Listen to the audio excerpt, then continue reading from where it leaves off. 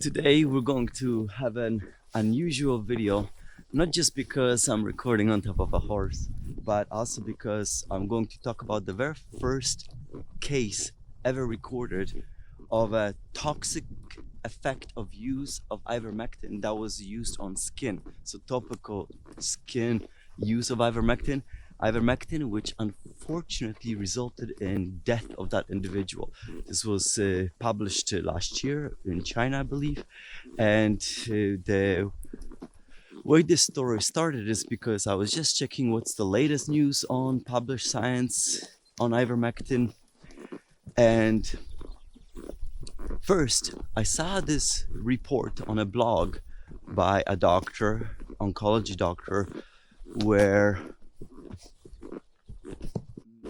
an interview of different doctors was done in US in maybe 30 different cancer centers in terms of about how frequently cancer patients ask about ivermectin. And I was shocked and surprised to read that approximately 90% of the time, all of the oncologists have a conversation with their patients about ivermectin use, which suggests that practically everybody right now, if you're a cancer patient, is asking about ivermectin.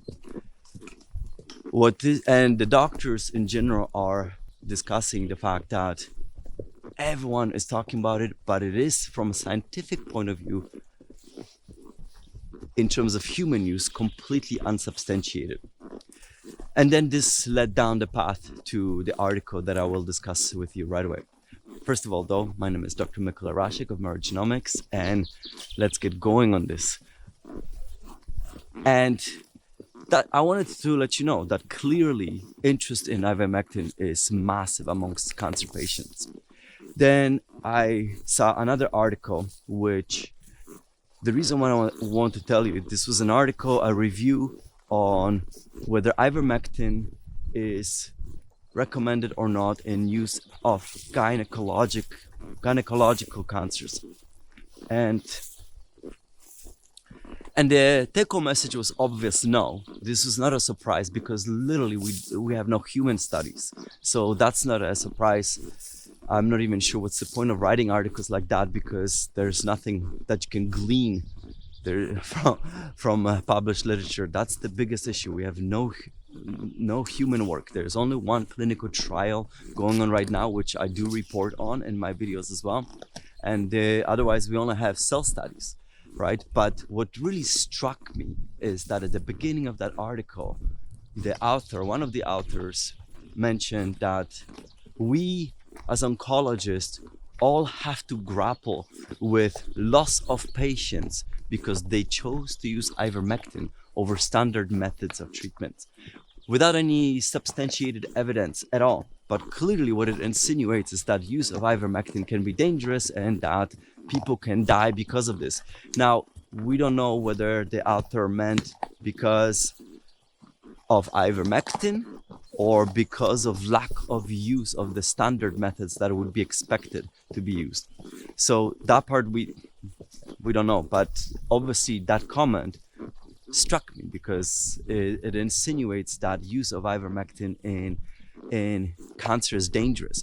What all of the literature that I study on ivermectin always lack is they never discuss the possibility that people online constantly talk about how they have cured themselves with the use of ivermectin and fenbendazole.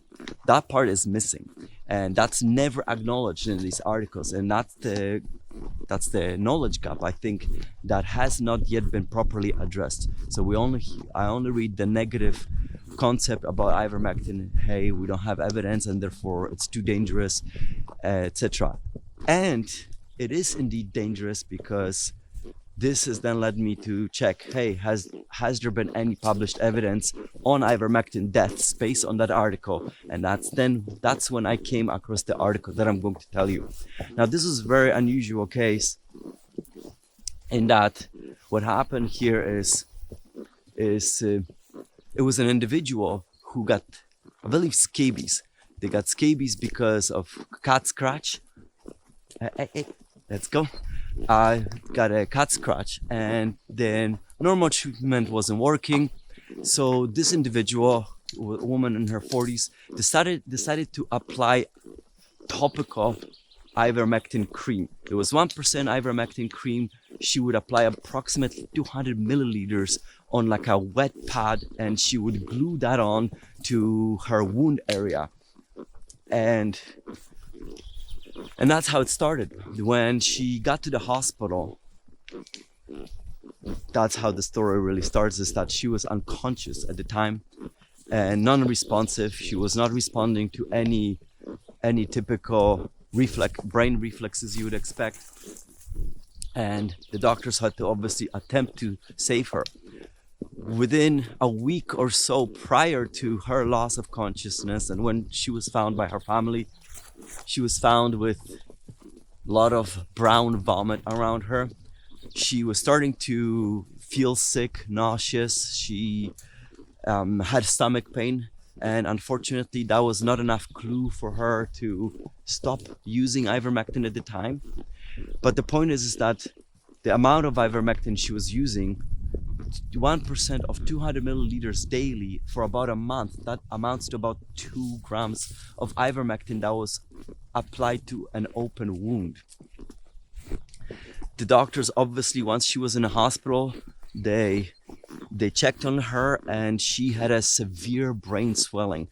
And what happened there is that when they did CT scans, so computer tomography scans, the brain was so swelled that, the typical grooves that you see in the brain that increases the brain surface area, those were gone. The brain was so swollen that even those grooves were gone. So then they had to attempt to do something about it. So they reduced the body temperature for her. They were giving her medications that would remove the water from the brain. They were purifying her blood as well to remove the toxins. Her situation was so bad that organs started to fail, and she couldn't breathe on her own anymore because of the what happened to her brain. And so she had to be put on a ventilator, and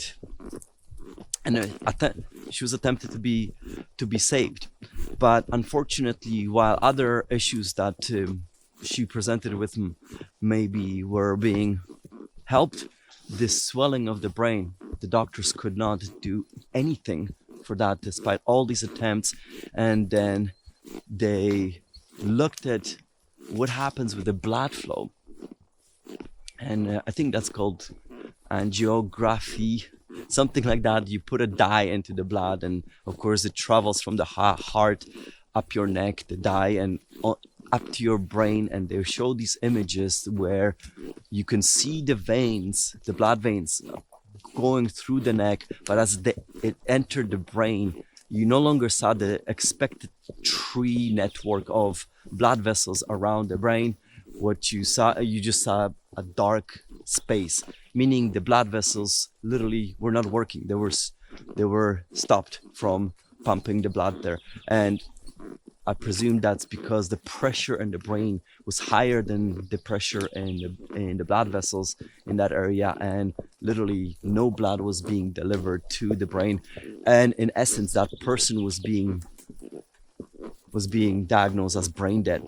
At that point, the family decided to no longer remove the life support, and the patient died as a consequence of this. Of course, they also tested amount of ivermectin in the blood in that individual, and she had 27 nanograms per per milliliter, where typically with your typical use of ivermectin for approved purposes, you would have definitely less than 2 nanograms per milliliter. And the authors in that article even mentioned that at times ivermectin blood levels might not even be detectable. So there can be a range, but so she was way above that. So in essence, what happened there, the authors describe, is that the way ivermectin works is that it stops certain neuronal cells from working, and these neuronal cells, they stop working because of the certain neurotransmitter called GABA. GABA neurotransmitter is no longer, those neuronal cells working with those neurotransmitter no longer work properly. And this is how you can kill parasites with ivermectin. And the reason why is because, hey, come. This is a treat for them. This is why the horse wants to eat these right now. By the way, I was told they do this. They grab these green leaves right now on these trees is because it helps them with parasites. Speaking of the topic, right? So what's happening is these neurotransmitters can stop functioning in the parasites, but where the parasites are located in our body, that neurotransmitter is not present there.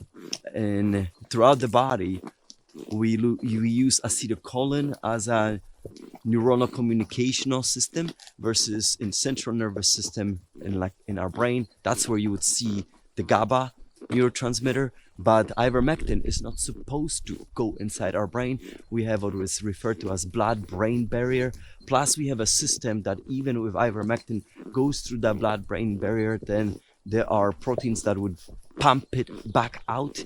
But if the concentration of the ivermectin in the blood gets too high, like what happened with this individual, you can overcome that blood-brain barrier, and very quickly the person experience severe neurotoxic side effects leading to coma and eventual death.